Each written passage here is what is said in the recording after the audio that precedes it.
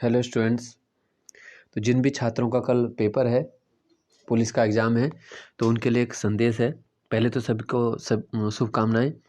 और किस तरीके से आप वहाँ पे पेपर अटैम्प्ट करें। जितना भी देखो आपने पढ़ा है, आपको अंदर से मालूम होता है कि मेरी तैयारी 50% है, 60% है, या जितना मैंने सोचा था सिलेबस उसका मैंने 70% कर लिया या 90% कर लिया। ठीक है, तो वो हमको अंदर से मालूम होता है कि हमने इतना परसेंट सिलेबस को अच्छे से कर रखा है। ठीक है, उससे क्या होता है कि कॉन्फिडेंस आपको मिलता है कि आप कॉन्फिडेंस के साथ ही एग्ज़ाम में बैठो। जितने भी नंबर आए आपके, तो आपको पहले तो देखो बिल्कुल टेंशन फ्री होके एग्ज़ाम देना चाहिए। अगर आप प्रेशर लेके दोगे तो कई बार क्या होता है कि नंबर फिर उतने नहीं आ पाते, है ना।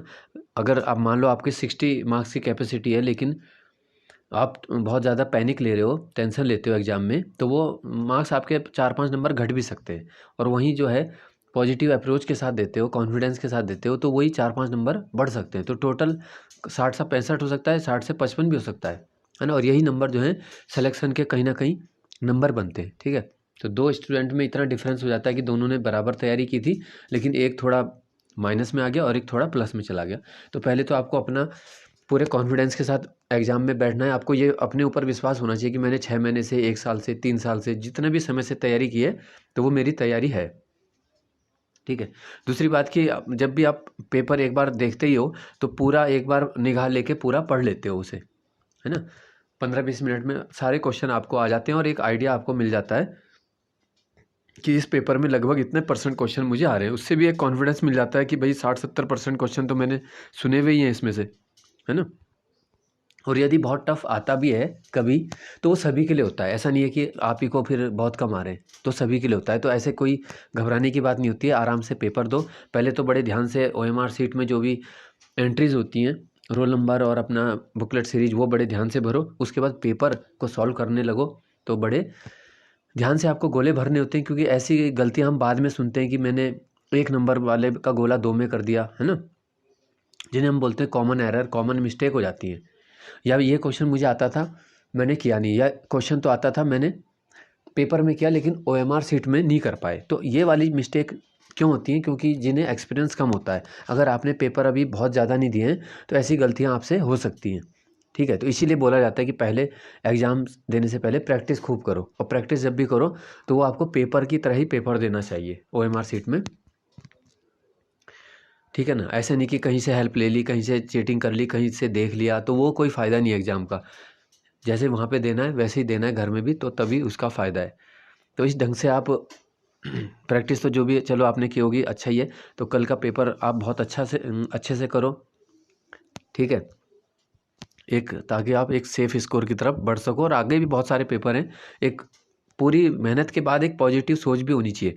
किसी का अगर 1% गड़बड़ भी होता है, तो आगे भी बहुत सारे एग्जाम होते हैं। तो जो दुगनी तैयारी के साथ लग जाता है, वो अगला पेपर निकालता है।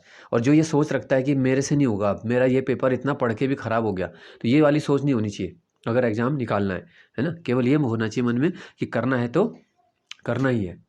ठीक है, तो अभी के लिए बस इतना ही कहना था। अभी थोड़ा सा क्वेश्चन भी मैं आपको बता देता हूँ। देखिए, हमारा पुराना पेपर है 3 दिसंबर का। तो उत्तराखंड के जो जीडीपी है, ठीक है, जीएसडीपी में प्राथमिक क्षेत्र का योगदान 2021-22 में कितना प्रतिशत रहा? तो ये केवल 12.36% रहा था। फिर सीनियर सिटीजन के लिए उत्तराखंड में एक हेल्पलाइन है 14567। ये किसने शुरू किया? तो ये किया था तीरथ सिंह रावत जी ने। नेक्स्ट है, किस संस्था के द्वारा ज्योति और विजय नामक छात्रवृत्तियां शुरू की गई? तो ये किया है यूपीईएस, ठीक है, university of petroleum and energy studies के द्वारा शुरू किया गया।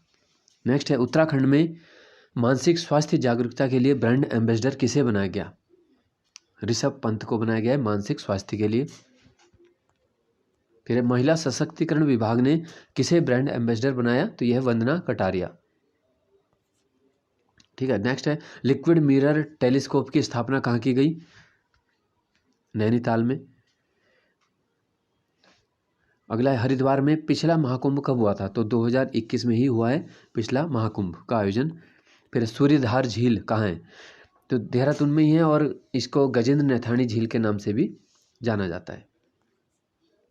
फिर पौड़ा नृत्य किसका है? पौड़ा नृत्य जो है भोटिया जनजाति के लोग विवाह के समय अवसर पर करते हैं। नेक्स्ट है, उत्तराखंड की सरकारी सेवा में यानी सरकारी नौकरियों में अनुसूचित जनजाति को कितना आरक्षण है? एसटी को तो ये 4% है। ओबीसी को कितना है? ये 14% है।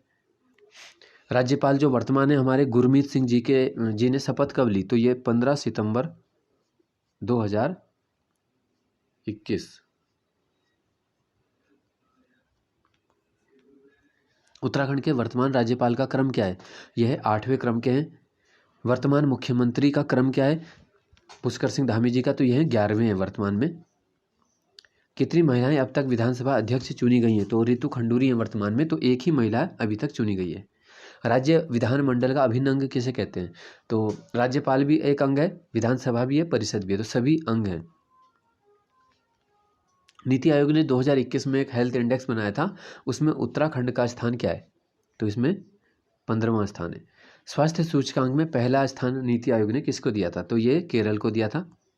आज़ादी का अमृत महोत्सव में हुनर हाट का शुभारंभ 2021 में धामी जी ने किसके साथ मिलकर किया? तो ये मुख्तार अब्बास नकवी, ठीक है, सेंटर में मिनिस्टर है मुख्तार अब्बास नकवी, उनके साथ मिलकर किया। 2022 में कितने व्यक्तियों को पद्मश्री सम्मान दिया गया? 3 व्यक्तियों को मिला था, सुश्री माधुरी बर्थवाल, बसंती बिष्ट और वंदना कटारिया। फिर जनरल विपिन रावत को कौन सा पुरस्कार दिया गया था मरणोपरांत? यह है पद्म विभूषण, ठीक है।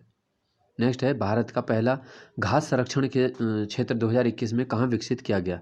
ये रानीखेत अल्मोड़ा।